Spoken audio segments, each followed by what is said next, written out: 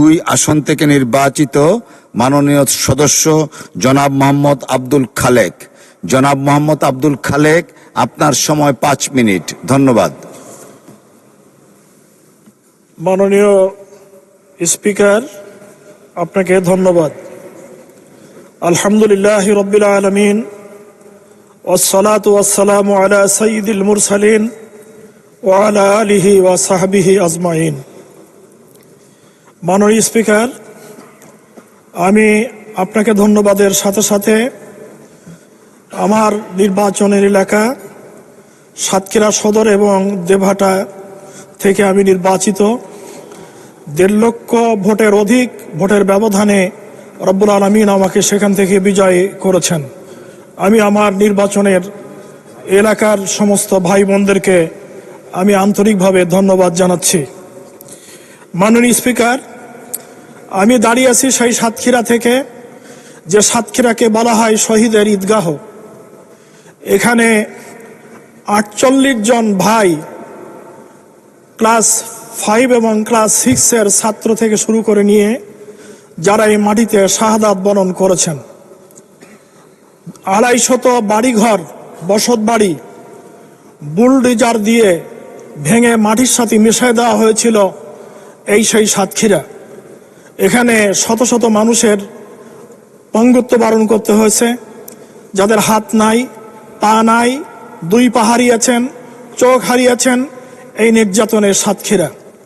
আমাদের মাননীয় বিরোধীদলীয় নেত্রী মারহুমা বেগম খালেদা জিয়ার মার্চ ফর ডেমোক্রেসির যে আন্দোলন চলেছিল, সেই আন্দোলনে প্রোগ্রাম বাস্তবায়ন করতে যে সাতক্ষীরা পিছায় ছিল না, সাতক্ষীরা এগিয়ে ছিল।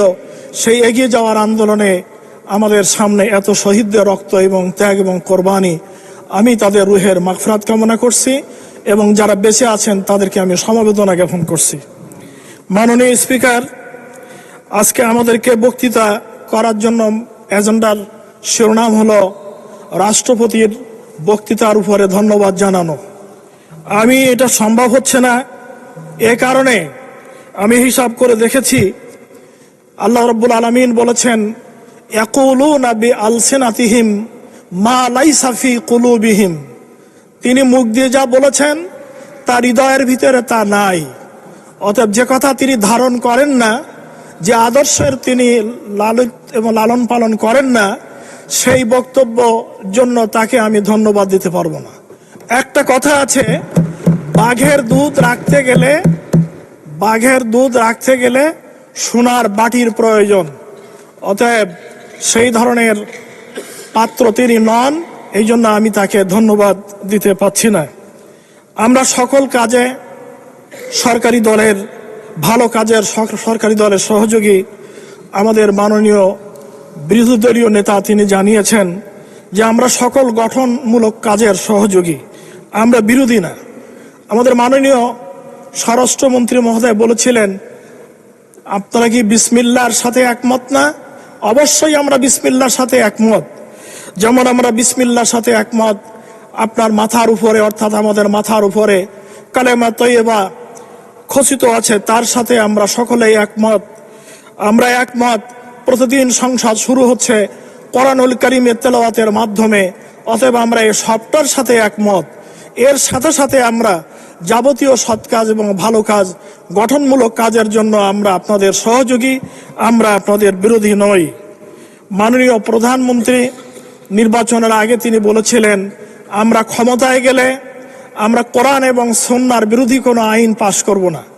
আমরা বলতে চাই, মাননীয় প্রধানমন্ত্রী, সরকারি দলকে অনুরোধ করব যে সরকার কোরআন সুন্নাহর বিরোধী আইন পাশ করবে এটা না, বরং আসুন আমরা সকলে মিলে একথা বলি যে কোরআন এবং সুন্নাহর পক্ষে আসুন আমরা আইন পাশ করি। কোরআন এবং সুন্নাহর পক্ষে আমরা আইন পাশ করি। কোরআনুল কারীম যেটাকে হালাল বলেছে এটাকে আমরা হালাল হিসাবে জানি, কোরআনুল কারীম যেটাকে হারাম বলেছে এটাকে আমরা হারাম হিসাবে জানি। আজকে আমাদের সমাজের যত সমস্যা সব দূর হতে পারে এই বিধিবিধান যদি আমরা পালন করতে পারি। আমি আমার এলাকার কিছু দাবির কথা আপনার খেদমতে উপস্থাপন করতে চাই। যে আমি একটু সময় মেহরবানি করে বেশি করতে চাচ্ছি। আমিও দূর থেকে এসেছি, সুন্দরবন এলাকা থেকে। সেজন্য আমি আপনার কাছে একটু সময় প্রার্থনা করছি। সাতক্ষীরা জেলা ফল ফসল ফুলে ভরা, মাছে ভরা, ধানে ভরা, মধুই ভরা। ধন্যবাদ মাননীয় সদস্য। মাননীয় সদস্য, আপনার বক্তব্য শেষ, তারপরে অনেক দূর থেকে এসেছেন, 2 মিনিট বাড়ানো হলো। যে ধন্যবাদ আপনাকে। যে মাননীয় স্পিকার, জলাবদ্ধতার কারণে সাতক্ষীরার সমস্ত এলাকাটাই ব্যাপক ফসলের ক্ষতি হচ্ছে, বসতবাড়ির ক্ষতি হচ্ছে, গৃহপালিত জীব জানোয়ার জীবজন্তু যারা তাদেরও অনেক ক্ষতি হচ্ছে। এই জন্য জলাবদ্ধতা নিরসনের জন্য মাননীয় প্রধানমন্ত্রী খাল খননের যে উদ্যোগ গ্রহণ করেছেন, সাতক্ষীরা শুরু হয়েছে, এটা আরো এ ব্যাপারে আন্তরিক হওয়া দরকার এবং এগিয়ে যাওয়া দরকার।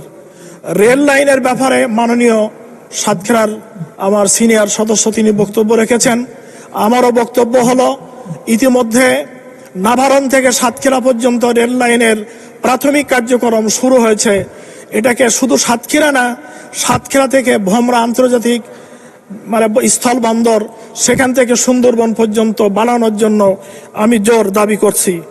ভোমরা বন্দরের মান উন্নয়ন এবং এই ভোমরা বন্দরে হাজার হাজার শ্রমিকরা কাজ করে, সেখানে তাদের চিকিৎসার ব্যবস্থা নাই। অতএব এই শ্রমিকদের জন্য একটি মেডিকেল ক্যাম্প বা হাসপাতাল নির্মাণের জন্য আমি জোর দাবি জানাচ্ছি। সাতক্ষীরাতে বিজ্ঞান এবং প্রযুক্তি বিশ্ববিদ্যালয় দাবি জানাচ্ছি। শহরের যানজট নিরসনের জন্য যে বাস টার্মিনালটি আছে, এই টার্মিনালটি সরিয়ে সাতক্ষীরাকে যানজট মুক্ত করার জন্য আমি জোর দাবি জানাচ্ছি।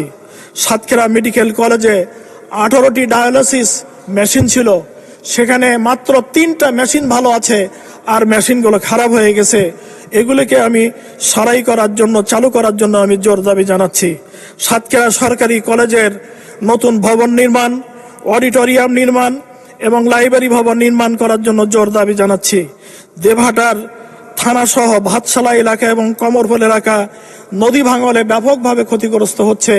এখানে নদী ভাঙন থেকে রোধ করার জন্য অসংখ্য ধন্যবাদ মাননীয় সদস্য।